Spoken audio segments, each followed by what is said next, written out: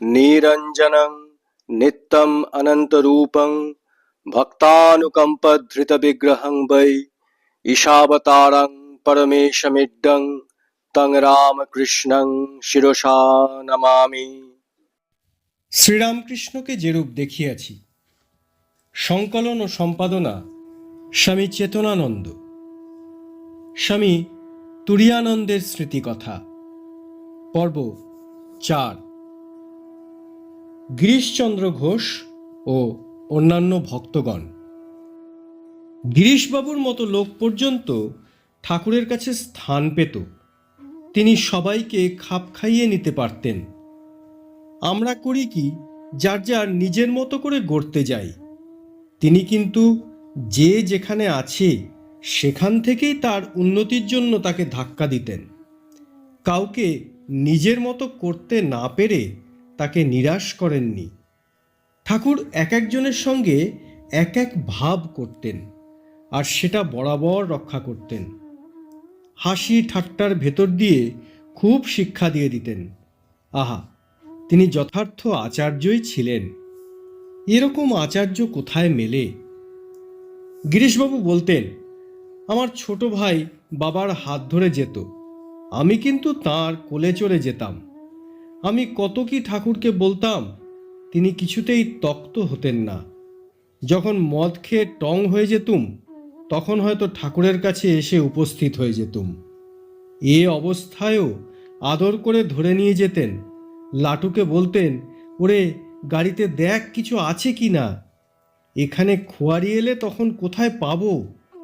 তিনি জানতেন যে গাড়িতে মদের বোতল আছে।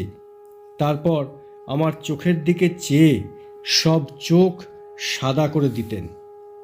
শেষে বলতুম, আমার আস্ত বোতলের নেশাটা মাটি করে দিলে। সকলকে ঠাকুর গত জীবনের কথা জিজ্ঞেস করতেন, আমাকে কিন্তু কখনো জিজ্ঞেস করতেন না। করলে সব মহাভারত বলে দিতুম। কিছুতেই মানা করতেন না। সাধে কি ওকে এত মানি? ঠাকুর বলতেন, ঢোঁড়া সাপে কামড়ালে কিছুই হয় না, কিন্তু কেউটে কামড় দিলে 1 ডাক 2 ডাক 3 ডাক, ব্যাস সব চুপ। গিরিশবাবু না করেছেন এমন পাপ কাজ নেই।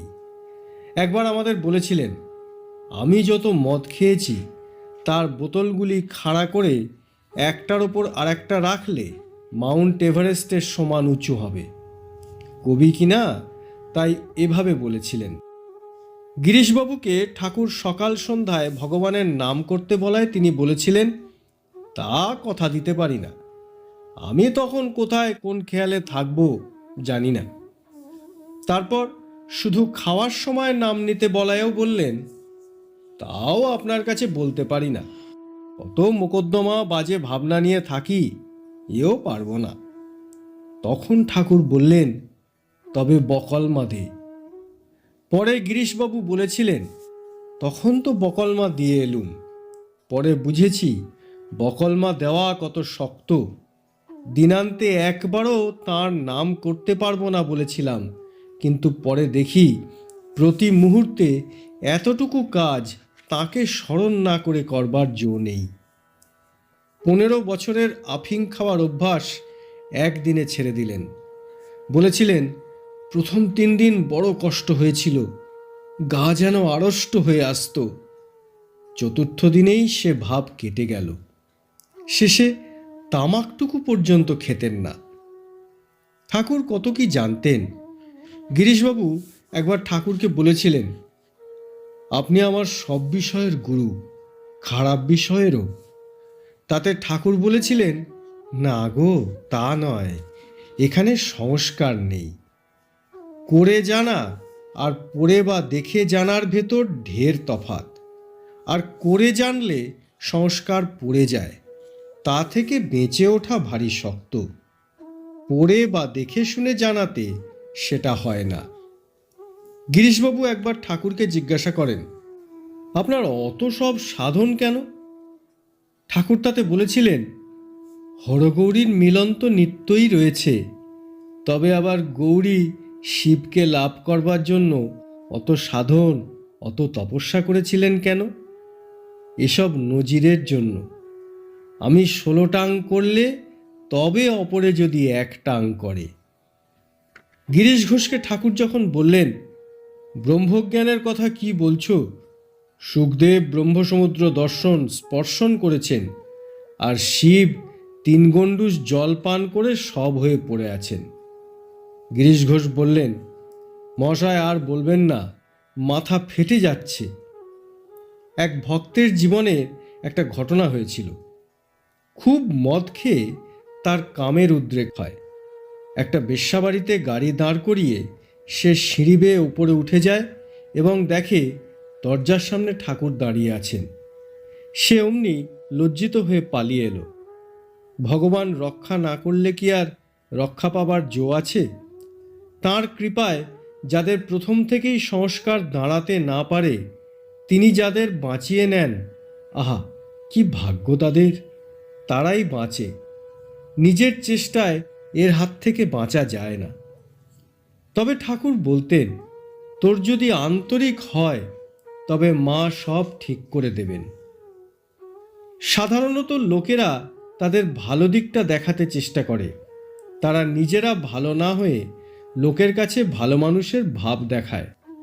আমরা ঠাকুরের কাছে প্রথম এইটি শিখি যে লোকমতের প্রতি ভ্রুক্ষেপ না করা।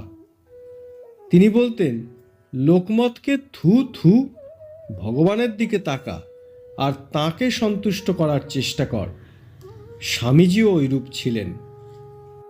বিষ্ণুর এত গভীর ধ্যান হতো, কিন্তু ঠাকুর যেমনি ছুঁতেন অমনি জেগে উঠত তাঁর দিকে চেয়ে।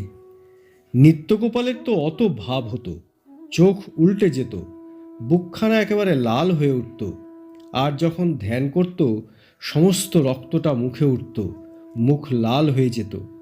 ঠাকুর বলতেন, ওরে অত নয়, অত নয়, লোক ব্যবহার রাখতে হবে। তাঁর জ্যোতির্ময় শরীর ছিল, বোধ হতো যেন তাঁর একটুও জড়তা নাই। তাঁর কাছ থেকেই তো কষ্ট সহিষ্ণুতা শিখেছিলাম। বিডেন স্কোয়ার গার্ডেনে ও হেদোয় রাত ভোর ধ্যান ভজন ও তাঁর নাম করে কাটিয়ে দিতাম। কখনো বা কালীঘাটে, কখনো বা কেওড়াতলায়। আমি হৃদয় থেকে বলছি যে এখনই আমি এই অবস্থায় উঠে যেতে পারি, কোনো দিকে চেয়েও দেখব না যে কোথায় কি পড়ে রইল। কলকাতায় ও কাশীপুরে তাঁর ভাব কি সামান্য ছিল?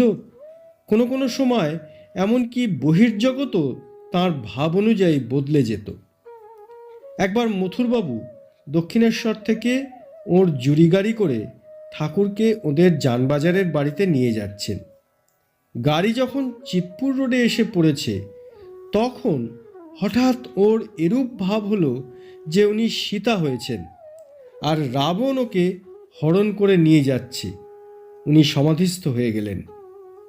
এমন সময় হঠাৎ গাড়ির ঘোড়া রাশ ছিঁড়ে একেবারে ছিটকে গিয়ে পড়ল। মথুরবাবু ভাবলেন, এমন কেন হলো? ঠাকুরের সমাধি ভঙ্গের পর ওকে জিজ্ঞেস করায় তিনি সমস্ত বিবরণ বললেন। তিনি বললেন, ওইরূপ ভাবাবস্থায় তিনি দেখলেন যেন রাবণ তাকে হরণ করে নিয়ে যাওয়ার সময় জটায়ু রাবণের রথ আক্রমণ করেছে এবং সব ছিন্ন ভিন্ন করে দিচ্ছে। মথুরবাবু শুনে বললেন, বাবা, এমন হলে তো তোমার সঙ্গে রাস্তায় চলা মুশকিল হবে। আর একদিন স্বামী তুরীয়ানন্দ কথা প্রসঙ্গে বলেছিলেন, একবার দক্ষিণেশ্বর থেকে ঠাকুর বলরাম মন্দিরে এসে হল ঘরে বসেছেন। ভক্তরাও অনেকে উপস্থিত আছেন। বলরামবাবু ঠাকুরকে পরখ করবার জন্য 1 থালা সন্দেশ ঠাকুরের সামনে এনে ধরলেন। সন্দেশগুলি তিনি পৃথকভাবে মনে মনে ভাগ করে রেখেছিলেন। এইটি ঠাকুরের, এইটি নরেনের, এইটি বাবুরামের, এইটি রাখালের ইত্যাদি। ঠাকুর কিন্তু যেটি তাঁর নাম করে রাখা হয়েছিল সেইটি গ্রহণ করলেন। তখন বলরামবাবুর সংশয় কাটল। ঠাকুর বলরামবাবুর বাড়িতে বহুবার এসেছিলেন। একবার তিনি চকমকি পাথর ও ভিজে দেশলাই প্রভৃতির উপমা দিয়ে কথা বলেছিলেন। আমি জিজ্ঞেস করলুম, আপনি এইসব উপমা আগে থেকে তৈরি করে রাখেন? তিনি বললেন, না, রাখি না। মা সব জায়গায় আছেন। যখন যেখানে থাকি তখন সেখানেই মা সব বলে দেন। তিনি জ্ঞানের রাশ ঠেলে দেন। আজ হীরানন্দের জীবনী পড়ছিলুম, চমৎকার লাগলো। সেও ঠাকুরের শিষ্য ছিল কিনা। ঠাকুর তাকে খুব ভালোবাসতেন।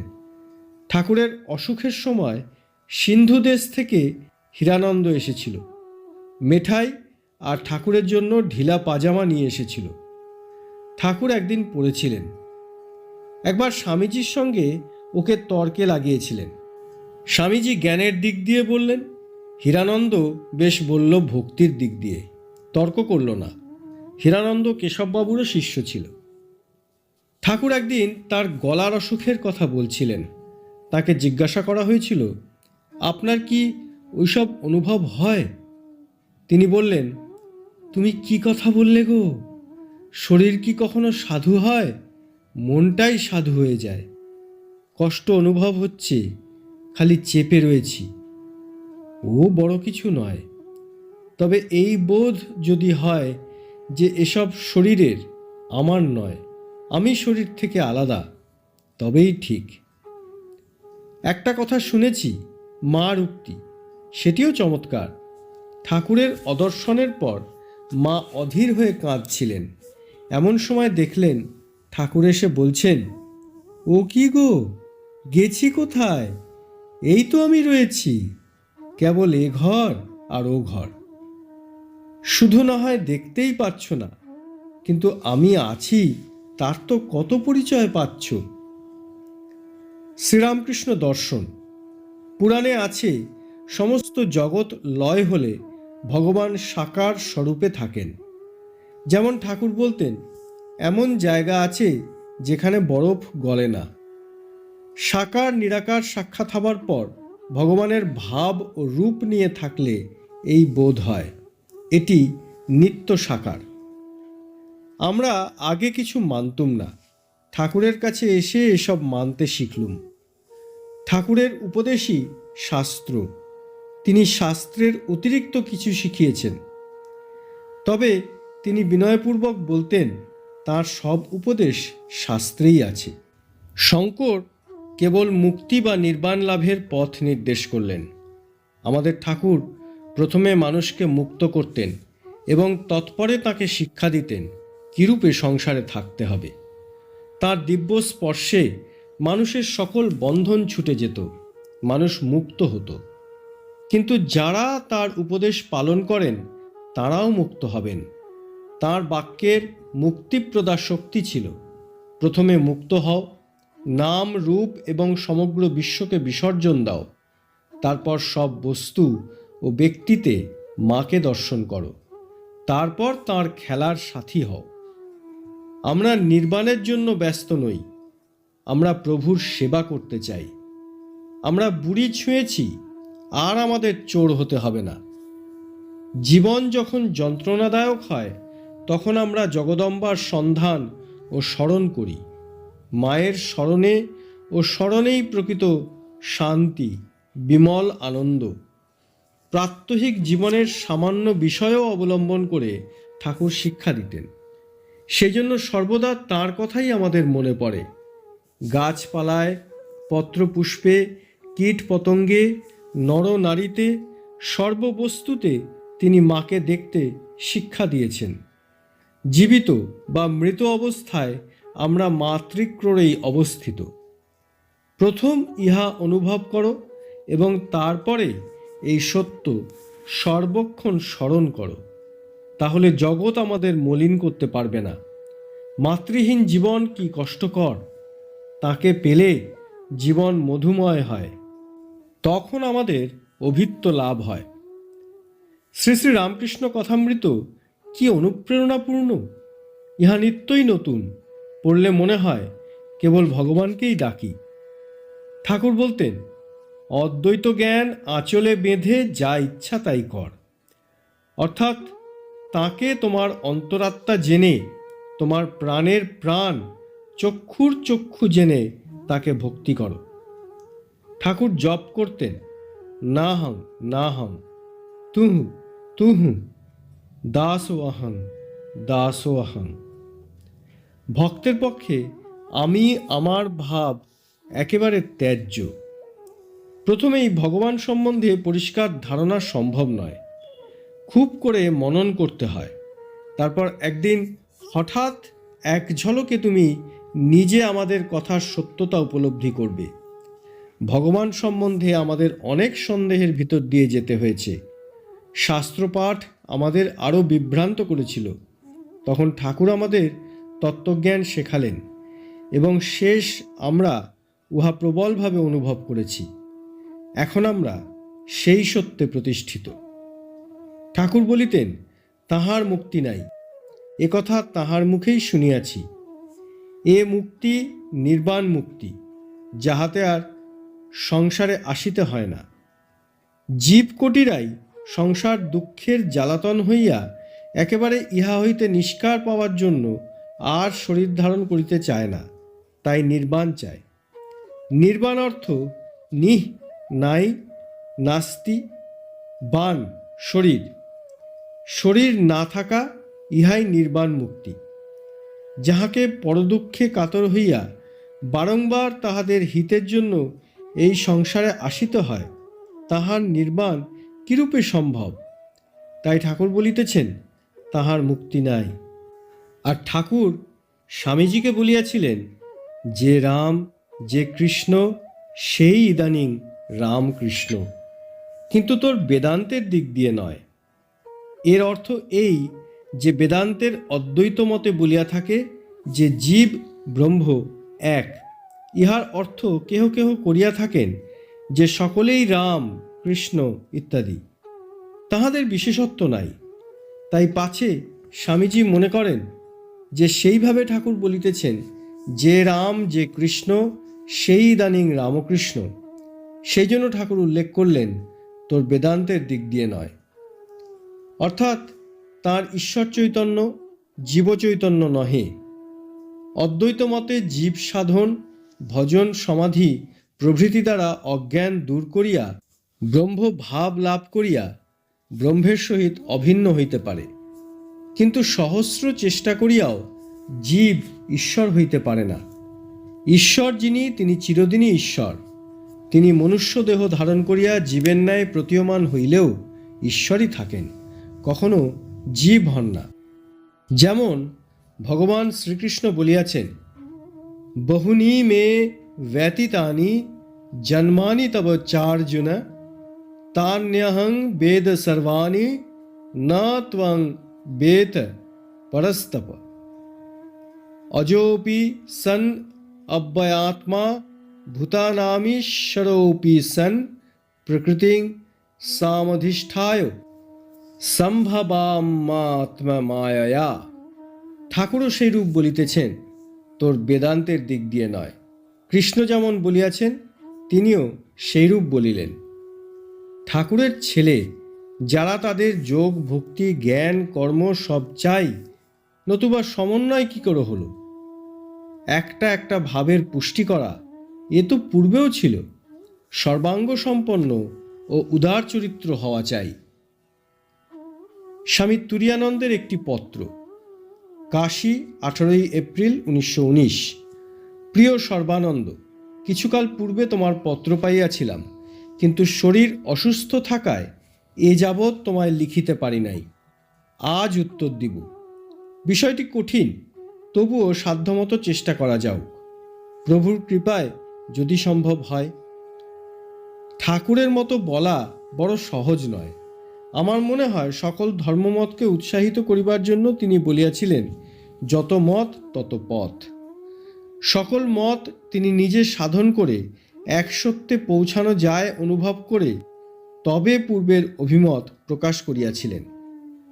পারমার্থিক সত্য এক অদ্বৈত, যাকে ব্রহ্ম, পরমাত্মা, ভগবান ইত্যাদি অনেক নামে অভিহিত করা যায়।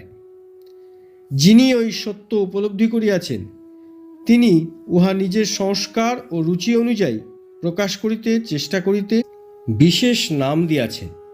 কিন্তু কেহই পরিপূর্ণ সমগ্র সত্য কি তাহা প্রকাশ করিতে সমর্থ হন নাই। তিনি যাহা, তিনি তাহাই। এই মনোভাবই উপলব্ধিবান ব্যক্তি সকলের চরম সিদ্ধান্ত। অবস্থা বিশেষে গৌড়পাদের অজাতবাদ, শঙ্করের বিবর্তবাদ, রামানুজের পরিণামবাদ অথবা শিবাদ্বৈতবাদ সকলই সত্য। আবার এ সকল ছাড়া তিনি অবাং মানসগোচরম, ওই সকল মতবাদের প্রতিষ্ঠাতাগণ তপস্যা করিয়াছেন এবং ভগবানের বিশেষ কৃপা ও অনুগ্রহ প্রাপ্ত হইয়া তাঁহারই নির্দেশে ভিন্ন ভিন্ন মত প্রচার করিয়াছেন। তাহাকে লইয়াই সকল বাদ, কিন্তু তিনি বাদ বিচারের পারে। এই সত্যটি প্রচার করাই যেন ঠাকুরের মত বলিয়া মনে হয়। দেহবুদ্ধ্যা দাসস্মি জীববুদ্ধাত্মাদংশক আত্মবুদ্ধ্যা তমেবাহং ইতি মে নিশ্চিতামতি। ইহাই তিনি উত্তম সিদ্ধান্ত বলিয়া বলিতেন। আর চিন্ময় কোলাকুলি কেন হবে না? না তদস্তি বিনা যৎ সন্ময়া ভূতং চরাচরম। তিনি ভিন্ন তো কিছুই নাই, সবই তো তিনি। আমরা তাকে না দেখেই তো অন্য জিনিস দেখি, নতুবা তিনিই সব। নামরূপ তো তা থেকেই এবং তাতেই। তরঙ্গ, ফেন, বুদ্বুদ, জল ছাড়া তো কিছুই না। এতে তোমার বিবর্তনবাদ থাক আর নাই থাক। এ সত্য যে দেখেছে সে আর মিথ্যে বলতে পারে না। তবে ঠাকুরের এমন অবস্থা হয়ে যেত যখন তিনি ভাবাতীত হয়ে যেতেন, তখন নামরূপ থাকতো না, তার পারে যেতেন। সে অবাং মনস গোচর অবস্থা, তখনও সেই একই আছেন, অদ্বৈত আর কিছু নাই। সেখানে বিতর্ক কোথায়? অজাতি বা কোথায়? বিতর্ক, অজাত, পরিণাম তা তো আছেই। তিনি মাত্র সত্য। আবার তা থেকে যে জীবজগৎ হচ্ছে তাও সত্য, যদি তাকে না ভোলা যায়। তাকে ভুলে নামরূপ দেখলেই মিথ্যা হয়ে গেল। কেন না? তারা থাকে না। কিন্তু যদি তাকে মনে থাকে তবে বুঝতে পারি মাঝেরই খোল, খোলেরই মাঝ। ময়া তৎমিদং সর্বং ময়ি সর্বমিদং প্রেতং ইত্যাদি তখন যেন বোঝা যায়। আসল কথা তাকে দেখতে হবে। তাকে দেখলে আর কিছুই থাকে না, সব তিনিময় বোধ হয়ে যায়। তাকে দেখবার আগে অবধি যত গোল, যত বাদ বিবাদ, তাকে দেখলে সব গোল মিটে যায়। তাকে জানলেই নিরাবিল শান্তি। ঠাকুরের মত অতএব এইরূপ, যে কোনো উপায়ে যে হোক করে তাকে পাইতে হইবে। অদ্বৈত জ্ঞান আঁচলে বেঁধে যা ইচ্ছে কর। ইহার অর্থ, একবার যদি তাকে পাও তবে তোমার রুচি অনুসারে যে কোনো মত পোষণে আসে যায় না। তাকে জানলেই মুক্তি অবশ্যম্ভাবী, তখন আর কোনো বন্ধন থাকে না। মৃত্যুর অনন্তর তুমি দেহান্তর গ্রহণ করো বা না করো, সে তোমার খুশি। যারা নির্বাণাকাঙ্ক্ষী তারা জগৎকে স্বপ্নবৎ জ্ঞান করে। তারা নৈর্ব্যক্তিক ব্রহ্মে ইম্পার্সোনাল মন ডুবাইয়া দেয় এবং তাহাকেই একীভূত হয়। আর যারা ভক্ত, ভগবানে আসক্ত, তারা জগৎকে ভগবানেরই প্রকাশ মনে করে, তাহারই শক্তির বিকাশ জানে। ইহারা সচ্চিদানন্দ ভগবানের সহিত নিজেদের যুক্ত রাখে। পুনঃ পুনঃ জন্মগ্রহণে ভয় পায় না। নিজেদের ভগবানের খেলার সাথী মনে করে এবং খেলিতেই আসে। তার নিকট কিছুই চাহে না। আত্মারাম হইয়া ভগবানে প্রীতিযুক্ত হয়। নির্বাণ দিলেও গ্রহণ করে না। আজ এই পর্যন্তই। তুরীয়ানন্দ। ওম শ্রীরাম কৃষ্ণার্পণমস্তু।